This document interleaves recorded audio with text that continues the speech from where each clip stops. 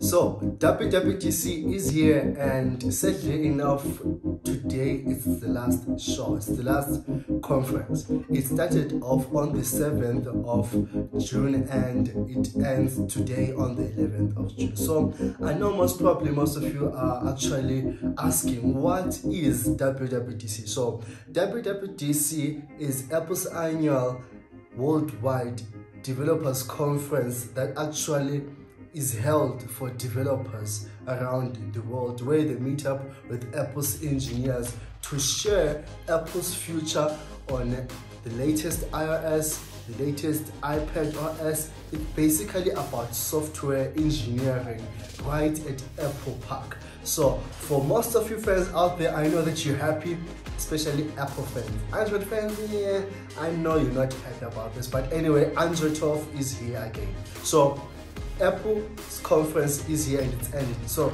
today I'm going to share with you the latest OS that they're bringing on iPhones, iPad, iWatch, Apple TV, and many more actually. So buckle up because we're about to take a little ride into the Apple's conference in just only 8 or 7 minutes or so, I think. I don't know how much this will take, but hopefully there's a motion. Okay, let's take a rundown of what's new on iPad, iPhone, Apple Watch, and Apple TV. But before we take a rundown, let me just advise you on something. If you get a link on this software, on the iOS software, the iPad OS software, the new one, do not install them yet on your devices because they will ruin your devices. Seriously, do not install it because they will ruin it. Especially if you're here in Zimbabwe, where there are no companies to fix your phone. So yeah, ungaqali install. It will ruin your phone. Like when you then you end up bypassing.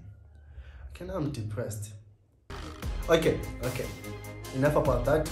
But betas, I mean, they're still developing the latest OS, so you should wait up until they release the complete version of the new OS they brought to their iPads, iPhone, and many other iOS devices. They've brought in iOS 15, which is good.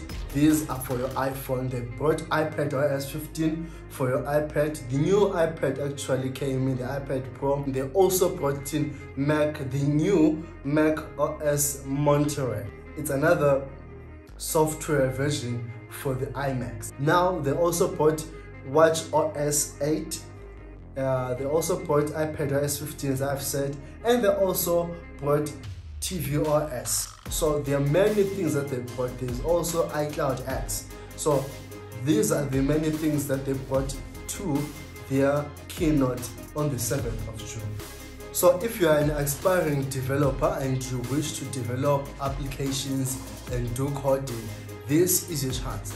Do not miss this chance. Although by the time you watch this, WWDC will be already over because I recorded this on the 11th. Now I'm actually psyched about this, you know. I'm an Apple fan, so this is going to be good. Let's do this.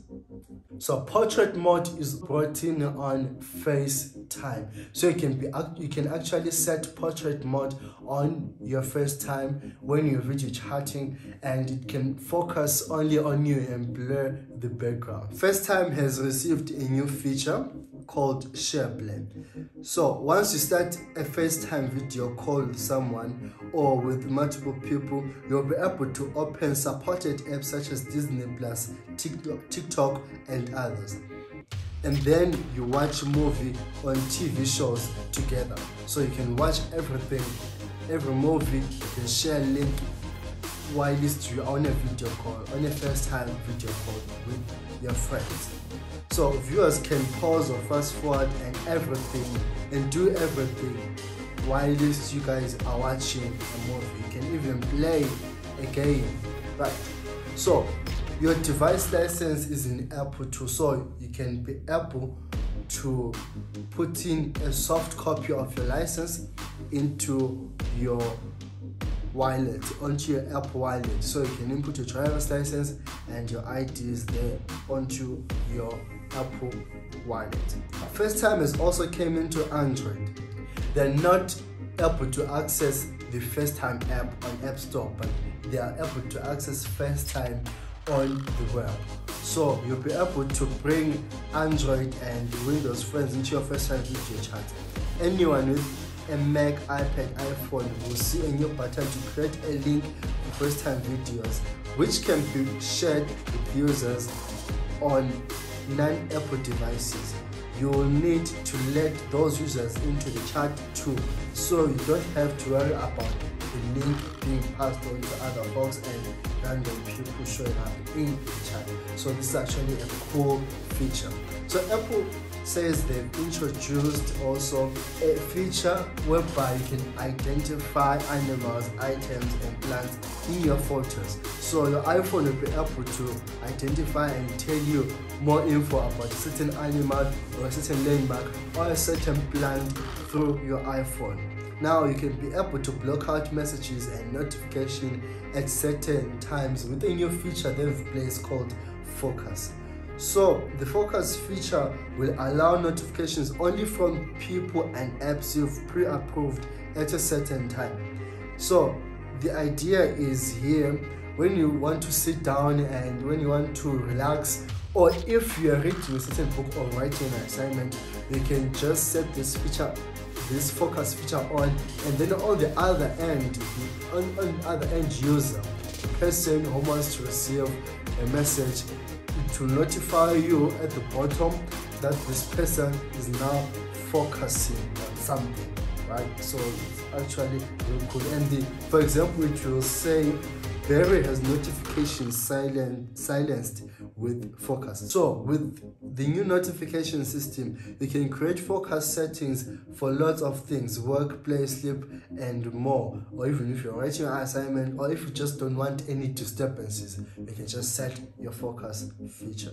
Right, there are also big changes with maps. So Apple has finished rolling out full redesigned Apple Maps, and it is really cool, I have to say.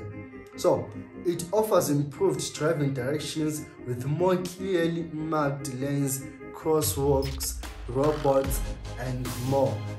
A really cool feature they've put in, that is 3D model that shows elevation and points of interest in major cities. There is also an updated feature on Safari browser, including searching web by your voice, which is actually familiar with Google. So you can also translate, copy and interact with text in your photos or in billboards or in actually anywhere where there is something that is advertised. Any text that is on your photo can be copied and pasted, or even if you're reading something in another language, you can just take a picture of it and see what it says, and it can also translate it for you. Or you can take a picture of a certain address, phone number at a restaurant or at a library, and then tap it to get more information. There's also privacy policy. Apple will tell you even more about how apps are using your phone. A new privacy report will show you how often an app accessed your microphone, location, photos, camera over the last 28 days, over the last 30 days, over the last weeks or something like that. So it's really cool feature. They're notifying you on who's tracking you and what data they've actually used, and which phone feature, can be microphone, can be camera, which they've used. Through their private policy, new features they've brought in, you can be able to hide your IP address, you can hide your location, you can even hide your emails. If there are any other aspiring developers, I would advise you that you take this opportunity, read more about WWDC 2021. You can be actually helped there. Thank you for watching. Please, a sub to the channel would be really great. So thank you for watching. My name is Untitled Chapter, and this is MK Tech BIO. Cheers.